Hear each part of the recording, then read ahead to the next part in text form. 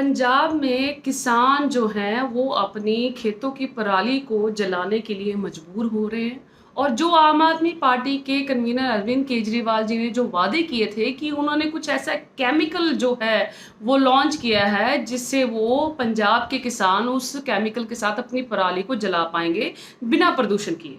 और देखा क्या जा रहा है कि रिसेंटली हमारे जो हरियाणा के जो खट्टर साहब सीएम साहब हैं, उन्होंने एक स्टेटमेंट दी है कि पंजाब में जो है मोर देन 80% जो है किसान जो है पराली अपनी जला रहे हैं, तो जिसके करके प्रदूषित जो माहौल बन रहा है दिल्ली के एनसीआर इलाकों में, वो सारा की सारी वजह पंजाब सरकार।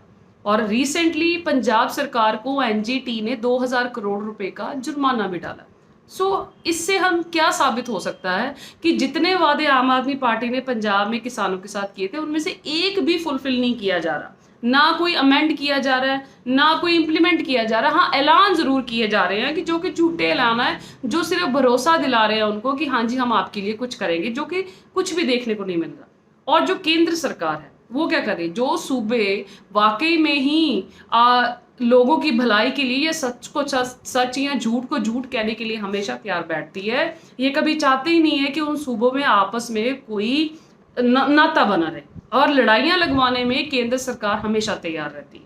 और अब देखा क्या जा रहा है कि हरियाणा भी अपने जुर्माने से पीछे नहीं रही। एनजीटी ने हरियाणा सरकार को भी 100 करोड़ के करीब जो है जो जुर्माना ऑलरेडी लगा चुकी है। अगर आंकड़ों की हम बात करें, 1900 कुछ केसेस जो हैं वो हरियाणा में पाए गए हैं जो किसानों ने परालियों को जलाया है। और 13,783 जो केसेस है पंजाब में, वो किसान जो हैं वो अपनी पराली जलाने के लिए मजबूर किए जा रहे हैं। और एयर क्वालिटी कंट्रोल जो क्लाइमेट जो हमारा जो यहाँ पे देखा जा रहा है, सुबह उठ के देखे तो फॉग ही फॉग हर जगह पाई जा रही है। और इससे क्या साबित होता है कि पंजाब सरकार और हरियाणा सरकार जो है वो आपस में एक दूसरे को ये कहने की बजाय कि कौन किसका जिम्मेवार है, जिस पार्टी ने इन किसानों के साथ अपना जो है वादे किए थे वो आज अभी तक फुलफिल नहीं कर पाए, तो उनको मैं कहना चाहूंगी कि पंजाब के किसानों को जो अपने वादे किए हैं वो कब पूरे करने के लिए जा रहे हैं। और केंद्र सरकार जो इस चीज़ों में जुटी है कि कोई भी सूबा जो वाकई सही को सही गलत को गलत कहते हैं वो आपस में कभी भी मिलजुल के काम ना कर पाए और इनमें लड़ाई लगी रहे। और पंजाब में वैसे ही एसवाईएल को लेकर हरियाणा और पंजाब में जो है मिलकर जो चलने की कोशिशें करते हैं, उसमें केंद्र सरकार कभी भी नहीं चाहती कि ये मिलजुल के काम करो। ऐसे स्टेटमेंट देने के लिए ये मजबूर हो रहे हैं। और क्या दिल्ली एनसीआर में अगर गुड़गांव के इलाके में नियर बाय प्लेसेस की पंजाब से हम बात करें, तो क्या वहाँ पे कोई ऐसी फैक्ट्रीज, मैन्युफैक्चरिंग इंडस्ट्रीज नहीं है जो वहाँ पे इतना प्रदूषण कर रही है?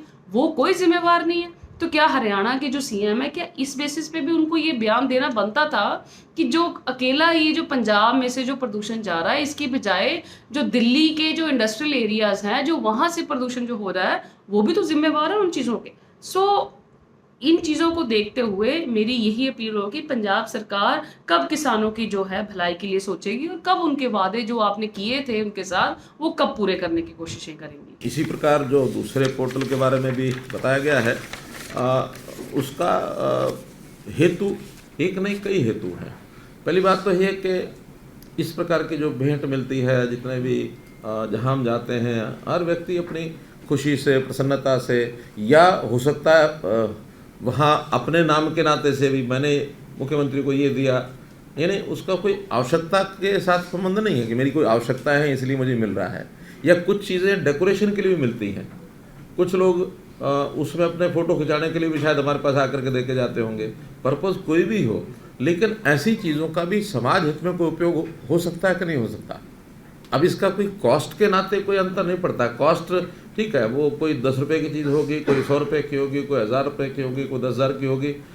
कोशिश मेरी रहती है कि मैं ज़्यादा कॉस्टली इस प्रकार की भेंट नहीं लेता, लेकिन कभी कभी तो हमें नहीं पता लगता कि ये कितने की है। मान लो कोई अचानक आ भी जाए, गलती से भी आ जाए, तो फिर अपने पास रखने की बजाय उसको किसी को भी भेंट करके और बदले में कोई डोनेशन उससे प्राप्त करके क्या समाज के काम में नहीं लगाया जा सकता? अब उसका हमारा मन भी उसमें ठीक हो गया कि हमें कोई महंगी भेंट अपने लिए उपयोग नहीं की, और उसका भी सामने वाले को भी मन को कष्ट नहीं हुआ, उसने दे करके संतोष कर लिया। बाद में जब उसको ही पता लगेगा कि हाँ इसी भेंट के बदले में और किसी कोष में 2-4-5 लाख रुपया आ गया है तो संतोष भी हो सकता है, अगले को भी अच्छा लगेगा। ऐसा एक ये सारा शुरू किया है। वैसे कोई पहली बार हम शुरू करें ऐसा नहीं है। सामान्यतः प्रधानमंत्री जी के बारे में भी आपने देखा कि इस प्रकार की सारी जितनी भी उनकी भेंट होती है वो साल में 1 बार 2 बार उसका ऑक्शन लगाते हैं। तो हम इसको शुरू किया है। और डिस्प्ले के नाते जो सीएम हाउस में एक लाइब्रेरी बनाई है, उस लाइब्रेरी में जब भी कभी आप सीएम हाउस जाएँ तो उस लाइब्रेरी में ज़रूर होकर के आएँ।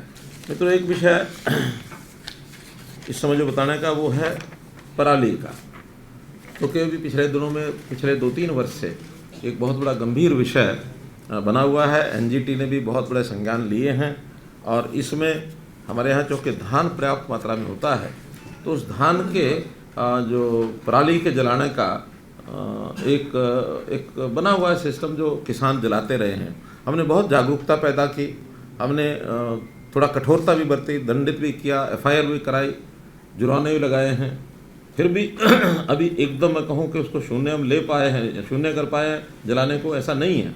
लेकिन अगर हम पंजाब के साथ तुलना करते हैं तो पंजाब का हम 10% भी हम उसमें नहीं हैं, 10% के आसपास है।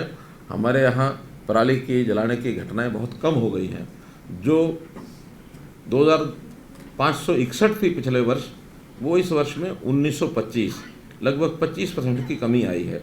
जबकि पंजाब में 1925 हमारी हैं, उनके यहाँ 13,873 हैं। तो इतना अंतर है।